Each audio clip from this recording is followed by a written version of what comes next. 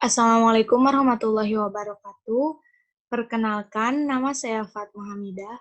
Saya mahasiswi dari Universitas Pancasakti Bekasi, Fakultas Ilmu Pendidikan, Prodi Pendidikan Ekonomi.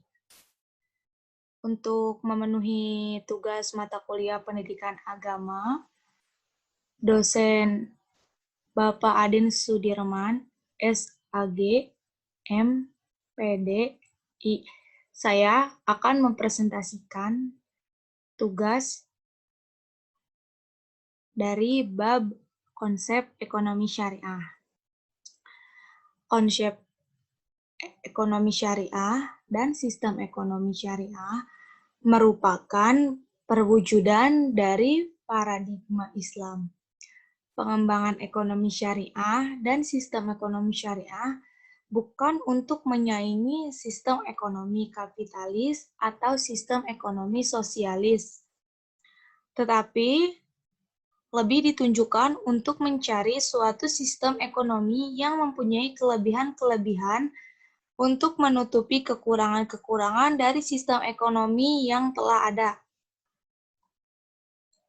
Penerapan hukum ekonomi syariah, kebanyakan orang berpikir bahwa hukum syariah adalah sistem hukum Islam yang penuh kebencian terhadap wanita, tidak memiliki toleransi, dan hukumnya sangat keras. Sementara, sebagian Muslim berpendapat bahwa hukum syariah berperan penting sebagai penegak keyakinan dan isu kekerasan dalam hukum syariah hanya dibesar-besarkan oleh para anti-Islam. Syariah adalah kata Arab yang secara harfiah berarti jalan yang harus diikuti. Istilah ini luas, baik meliputi pribadi manusia dan hukum agama. Syariah berasal dari dua sumber, yaitu satu, Al-Quran, kumpulan firman langsung dari Tuhan, yang kedua, sunnah, rangkuman norma yang dilakukan Nabi Muhammad. Syariah kemudian diterapkan juga sebagai fikih atau hukum dalam Islam. Jadi hukum Islam terdiri dari fikih dan syariah.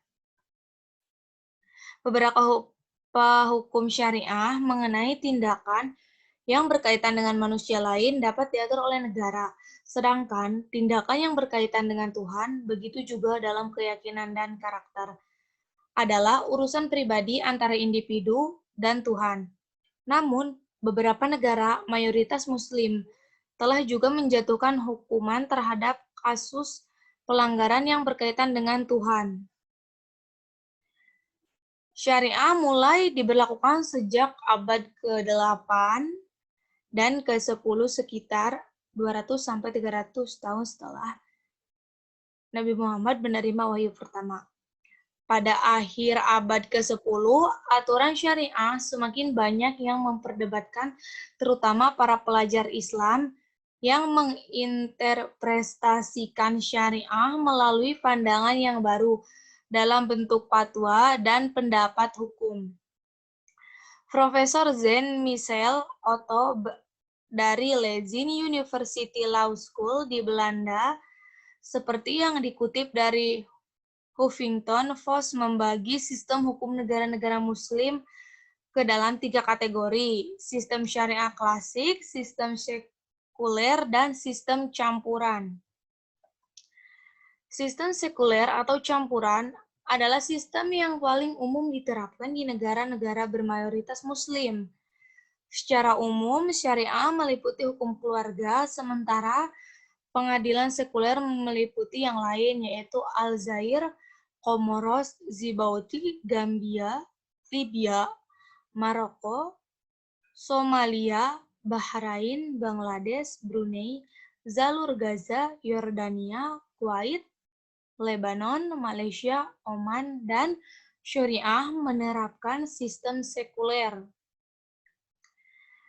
Di negara-negara dengan sistem syariah klasik, syariah memiliki status resmi atau tingkat tinggi yang berpengaruh pada sistem hukum, mencangkup hukum keluarga, hukum pidana, dan di beberapa tempat hukum atas pelanggaran keyakinan pribadi seperti mangkir beribadah, murtad, dan penghujat agama.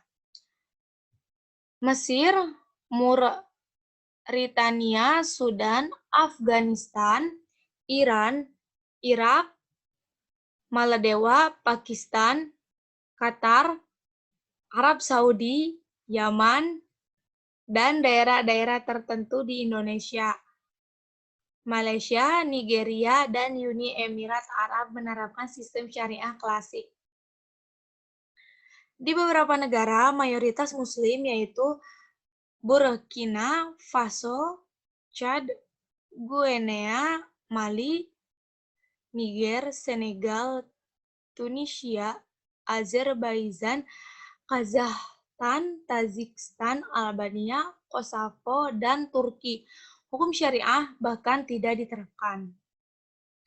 Beberapa negara seperti Eritrea, Ethiopia, Ghana, Kenya, Tanzania, Uganda, India, Israel, Singapura, Sri Lanka, Thailand, dan Inggris juga ada yang memiliki pengadilan hukum keluarga Islam bagi penduduk Muslim yang menjadi minoritas di sana. Beberapa ulama Islam berpendapat bahwa keyakinan Islam seharusnya tidak dapat dipaksakan oleh sebuah negara. Dan oleh karena itu, kepercayaan syariah hanya harus datang dari individu dan hukumnya pun tidak boleh diubah oleh negara. Namun, banyak dari hukuman ini dilakukan di luar konteks, dibatalkan atau hampir mustahil bukti untuk dilakukan. Untuk seseorang yang akan dihukum karena perzinahan, misalnya, harus ada 4 orang saksi di atas tindakan yang dapat dipercaya. Terima kasih. Mungkin itu saja presentasi dari saya. Mohon maaf apabila ada kesalahan kata atau kesalahan mengetik dalam PowerPoint saya. Wassalamualaikum warahmatullahi wabarakatuh.